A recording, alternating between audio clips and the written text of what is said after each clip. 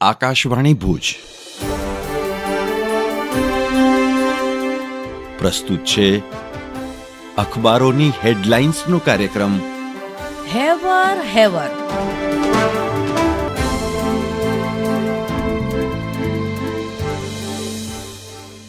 નમસ્કાર, હું નીરજ મચ્છર. ભૂકંપ અને કચ્છનો જૂનો નાતો છે. કચ્છમાં આવેલા ભૂકંપને 23 વર્ષ થઈ ગયા. ભૂકંપની કચ્છ સાથે દુઃખભરી સ્મૃતિઓ જોડાયેલ છે, જેમાં ગઈકાલે ન્યૂઝ 18 ગુજરાતીમાં તાઇવાનમાં 7.2ની તીવ્રતાનો જોરદાર ભૂકંપ આવ્યો એવા સમાચાર છે. જાણીએ વિસ્તૃત માહિતી. હું જીતેન્દ્ર બગ્ગા. તાઇવાનમાં 1999માં ભૂકંપે વિનાશ સર્જ્યો હતો. 25 વર્ષ બાદ ફરી તાઇવાન ભૂકંપની ઝપેટમાં. તાઇવાનની રાજધાની તાઇપેઈ હચમચી ગઈ. પૂર્વી તાઇવાનમાં અનેક ઇમારતો ધરાશયી થઈ છે. દક્ષિણ જાપાન અને ફિલિપાઇન્સના ટાપુઓ માટે સુનામીની ચેતવણી જાહેર કરવામાં આવી છે. હું ચિત્રા ચૌધરી.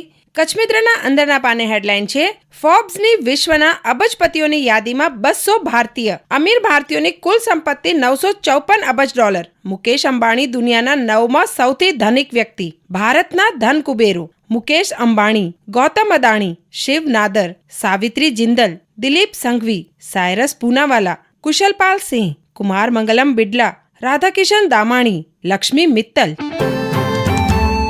અંદરના પાને વધુ એક સમાચારમાં નખત્રાણા વિસ્તારમાં 10ના સિક્કા કોઈ સ્વીકારતું નથી તેવી રાવ. ₹10ની નવી નોટ આવતી નથી. જૂની રદ્દી થઈ હોવાથી વેપારી ગ્રાહકો ત્રસ્ત.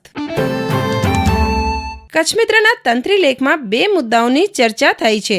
અરુણાચલ મુદ્દે ચીન અવળચંડાઈ મૂકતું નથી અને રિઝર્વ બેંકની ગૌરવશાળી સફર. હું જયેશ રાવલ. દિવ્ય ભાસ્કરના છેલ્લા પાના પર રાપરના સમાચાર છે. મુંબઈમાં કચ્છી યુવાનને MBBSની ડિગ્રી મળી ને સપનાની સફર શરૂ થાય તે પૂર્વે મોત આંબ્યું. બપોરે MBBSની પરીક્ષામાં પાસના સમાચાર, રાત્રે કારકિર્દીની ચર્ચા કરી અને સવારે હૃદયરોગનો હુમલો. જિંદગી કા કોઈ ભરોસા નહીં. રાપર તાલુકાના છોટાપર ગામના પરિવારમાં શોકનું મોજું.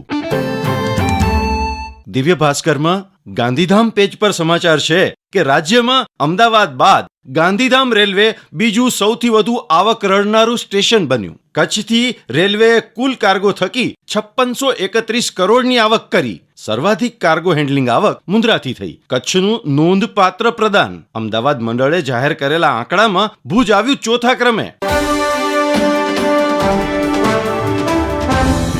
હું રચના ઉપાધ્યાય. ન્યૂઝ ફોર કચ્છમાં સમાચાર છે.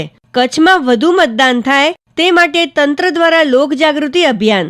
શાળાઓમાં રેલી, ચિત્ર સ્પર્ધા, સિગ્નેચર કેમ્પેઈન, ચુનાવ પાઠશાલા જેવી સ્વીપની વિવિધ પ્રવૃત્તિઓનું આયોજન.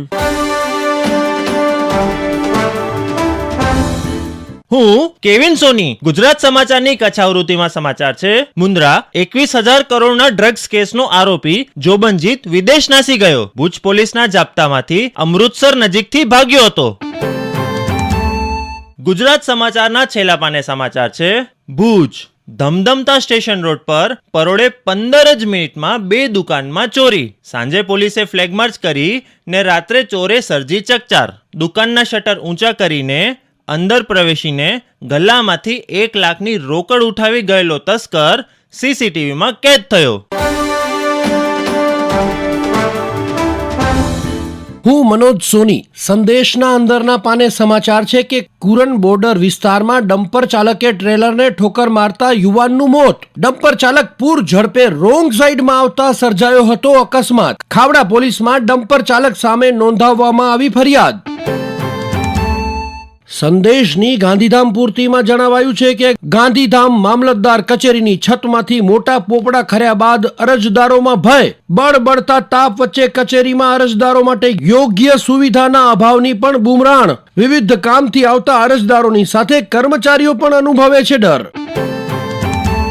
એક્સ્ટ્રા કોમેન્ટમાં કૃષ્ણકાંત ઉનડકટનો લેખ છે કે ગૂગલ લોકો શું સર્ચ કરે છે તેના પર નજર રાખતું હતું. સાયબર વર્લ્ડમાં આમ તો કંઈ છુપું રહેતું નથી. કોઈ એવું માનતું હોય કે તેની પ્રાઇવસી અખંડ છે તો એ સૌથી મોટો ભ્રમ છે. આર્ટિફિશિયલ ઇન્ટેલિજન્સના આગમન પછી તો કંઈ પણ શક્ય છે. તમામ લોકો પર કોઈની છુપી નજર છે.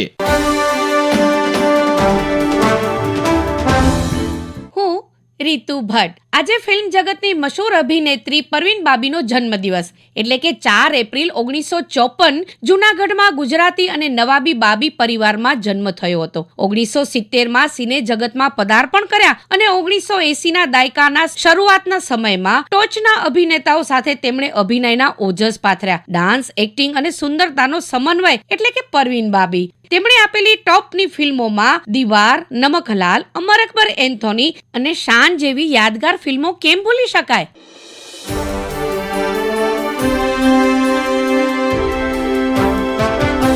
અખબારોની હેડલાઇન્સનો કાર્યક્રમ હેવર.